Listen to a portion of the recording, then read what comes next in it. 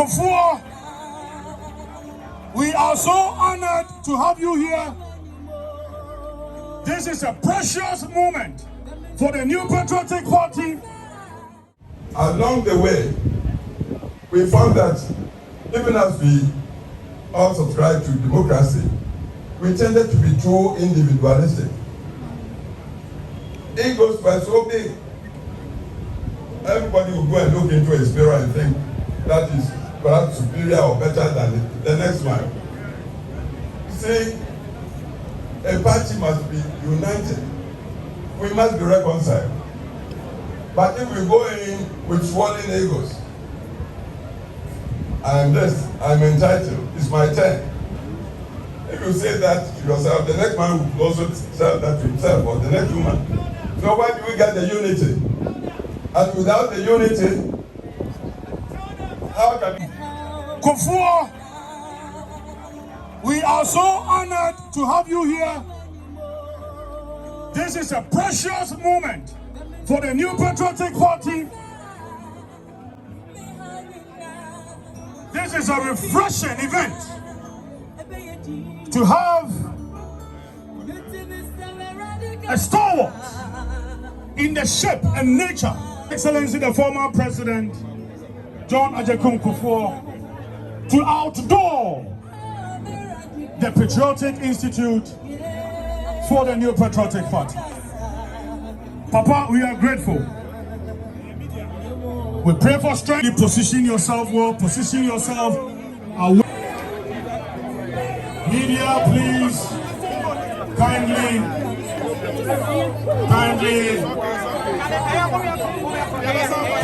excuse yourself so that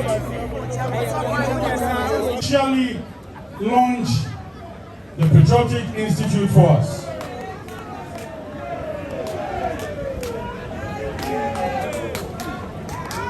Mr. DJ, are you forgetting your duty?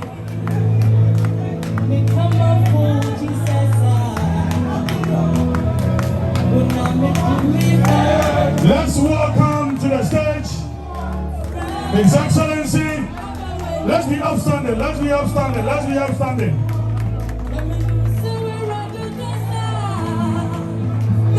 The former President of the Republic,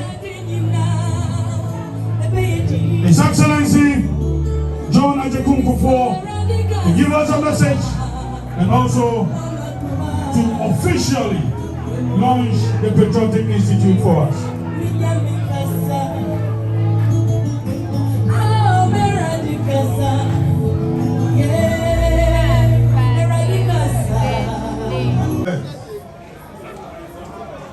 And the current leadership of the party that decided to set up this institute.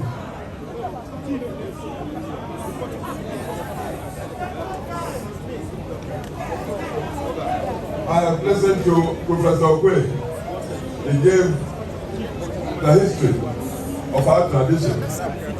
And I've also listened to the minority leader in Parliament, Afenyo. Beautiful statements.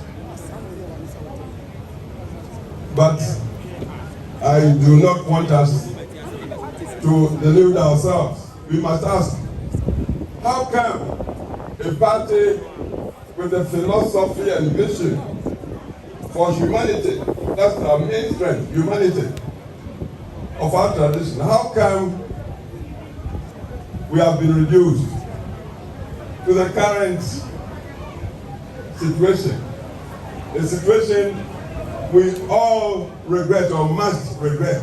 How come? This thing didn't happen just like that. If we take care to look at the electoral history from 2016, 2020, 2024, and if we are sincere with ourselves, we'll know that the electorate of Ghana has matured. Nobody can deceive it. I assure you, I believe this electorate the Ghanaian electorate, I'm not talking about party electorate, has not rejected the value systems of our tradition. Who doesn't want respect for human rights? Who wouldn't want an economy that is generating wealth to benefit the entire population inclusively? Who would not support equality of opportunity for all the children of Ghana?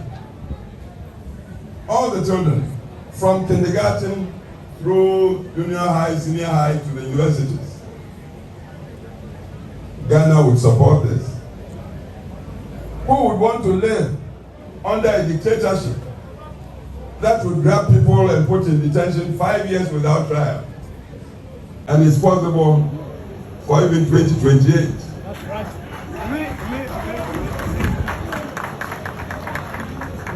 Professor Okwe, in telling us, narrating the history, talked of how Professor Bawumia and his time was just one-man opposition to the very powerful, highly organized, our first Prime Minister, first President, Kwame Nkrumah's party in Parliament. Then they started off as Legislative Assembly. Just one man. It was his performance, one man against the heavy odds, that convinced the Northern People's Party under Chief Dombo to go and say, you be our leader in this house. That's how Kuzia became the leader of the tradition.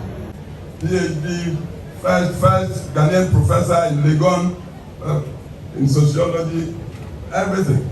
But it wasn't just the knowledge. Nor was it just the dislike of President Nkrumah or Prime Minister Nkrumah in those times. No. President Nkrumah was talking ideologies that were not founded in our culture. Bawumia, like Dankwa before him, Dankwa unfortunately never got a chance to be part of the Legislative Assembly of Parliament. But he taught the principles, very enduring, very eternal principles that I believe the whole world is moving to support these days. Bawumia continued with that. Common humanity, from which commitment to democratic rule, recognizing the sovereignty of the human individual, and from which accountable governance. When the people give you their mandate by voting, they give the elected their power to go and govern. So if I give you my power to go and govern, then you must be accountable to me. That was what Dankwa and Bawumia taught. And this was what pleased the then leadership of the North. Chief Dombo, Chief H.E.J.A.Kufuor, Colonel, Jato Kaleo, Abai Fakabo. Fortunately, as I sit here, I worked with all these men. I was in my 20s when I joined them. The only one I didn't have the benefits, privilege to work with was David Dankwa himself. Because I came back to Ghana as a young lawyer, 1965 January. The very next month, February 65, Dr. Dankwa died in prison, detention prison. Prison detention in Sawam, apparently died on the floor. He hadn't been accused. He hadn't been found guilty. But the man persisted till his dying breath that it was humanity he would support. That's why he taught democracy. If it's a matter, he died a matter. Bawumia continued in that. I worked with Bawumia because when NPP came to power in 1969, I was 30 years old. These days, young people, I see so many of you here. You complain, oh, the youth, this party doesn't give you. No, you must strike out, go in and contest. Don't expect anybody to give you anything on the silver platter. I was 30, I contested to come to Parliament. My constituency gave it to me. And when I came to Parliament, Professor Bawumia, the teacher that he was, saw, perhaps he saw something in this little boy. He said, you, be the Deputy Foreign Minister of Ghana at the age of 30. I'm addressing you, the youth, because we are talking about your future. Along the way, we found that even as we all subscribe to democracy, we tended to be too individualistic. Egos were so big. Everybody would go and look into a mirror and think that is perhaps superior or better than the next one. You see, a party must be united. We must be reconciled. But if we go in with swollen egos, I am this, I'm entitled, it's my turn. If you say that to yourself, the next man will also say that to himself, or the next woman. So why do we get the unity? And without the unity, how can democracy is one man, one vote? Most of you lawyers, doctors, engineers, professionals, these days we are all becoming Europeans. Monogamy. You and your wife, you live in a fine bungalow, perhaps with just a child or two. The laborer outside there at your gate may have 2, 3 wives, perhaps 10 children. When it's time to go and vote, and you haven't won the support, the trust of the people, who would win? If someone says,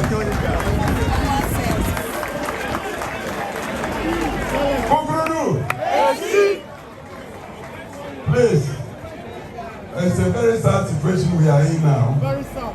And this is why I've chosen, I was invited to come and launch. I'm launching. The physical launch perhaps will be performed by another. But I'm using this occasion to tell the truth as I see it to all of us. Exactly. This disease of high individualism, me-tooism, was what led to our losing 79 election for ourselves. We lost 79 when you consider the ballots. First round, President Liman, and Liman was a good man. I had the opportunity to work with him in the 69-72 government. I was Deputy Foreign Minister and he was a foreign officer. I met him, good man, but he wasn't a practicing politician. He was a professional civil servant. He became, if you like, president by chance. 79, his party, PNP, was looking for a candidate. Their choice was Mr. E.JAKufuor. But E.JAKufuor had been disqualified by a commission of inquiry. So he turned around and picked this young man, well-educated, Dr. Liman. Just like that, and PNP accepted Liman. So into the election, nobody knew Liman much around the country. But because that party was so united, and PNP, united like a fist in a glove. And us, the PFP, UNC, we had split ourselves, believing that we were so good, the people of Ghana would see our goodness and give it to us. We were not organized. Rather, we were tearing at each other, destroying each other, telling all sorts of things about each other, assuming Ghanaians were not listening or watching. So when we cast the votes that year, to our surprise, Liman came first, got 600 and something. Victor also, the PFP candidate, got 500 and something. UNC Power got 300. Suppose we hadn't split ourselves, 500 plus 300 and something, we would have won one church. But once Liman got the lead into the second round, again, the way we hate ourselves. Before we knew, most of our people in UNC had gone to support Liman, even against our candidate. That's how we lost it. I tell you, because we did that, we disappointed our country, Ghana, so much. That was how many rest in peace Rollins managed to succeed with that attempt and came to sit on Ghana for 19 long years. traumatizing the country. So sometimes when people are blaming, partly I blame our tradition, our party, and not so much the tradition as the personalities in our party.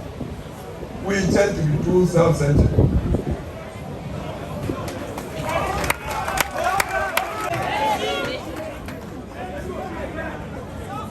I told you, Bawumia was alone, a very. The Northern People's Party came to that house. Bawumia was there before NPP came. I think NPP came in '54. But Bawumia had been there from Legislative Council to Legislative Assembly. But Legislative was a lone member against the very powerful machinery, highly organized machinery of CPP. But the way he performed and the principles he upheld, I believe those were the things that made the Northern People's Party entering Parliament and Assembly decide, look, you are alone, but be our leader. I hope you are getting the point. Yes. See, at this point, I want to ask you, what's the party for? What is the central purpose of party? Yeah? To win power. That's I would say the only purpose. If you are a party and you are not winning, once I said, people thought I was being too simplistic. I said, you might be better off being a messenger in a winning party than a general secretary that has no party. The purpose of party is to win power. We don't seem to want to learn. Please, we happen to be living in times. See, when I went to Parliament in '69, the population of Ghana was just 10 million people. The whole Ghana. 10 million. As we speak now, population has moved to almost 40 million. I'm sure it might be even more. Full of youngsters who may not know anything of tradition. We are talking, they have got propaganda. Huh? They've got propaganda. They'll make falsehood seem truth. You may have all the ideas, but you are not organized. Everybody is boss. Huh? All the good things we've done in the service of our country, we are not even able to tell, propagate, and espouse. We did this and this, and because not to boast, but these days, because of the pressures of life, people don't have long attention span. So if you are not making your points, digital times, sharp for people to get their imagination, they think you don't have a message. A party like ours, we don't have, seriously, central think tank. A think tank should work so objectively that even hard truths would be told to itself. It might not be palatable, but if the truth, know it. Because it's only when you know it, you can begin to solve the problem. We don't have, with all our intelligence and high qualifications, we seem to be afraid of critical analysis. We don't want to face the real truth. You see, the other thing with us, we may be brothers or friends, but I think I get a feeling that you've taken me for a ride, you've cheated me. I tell you, next time around you call me, I may not come. This is another thing we must admit. We are democratic, we uphold common humanity. So, and democracy really doesn't go in for tribe or religion or gender. It's the individual. One man, one vote. And if we want power, we want to present a person who would be convincing to the generality of the electorate. Can this man be represented?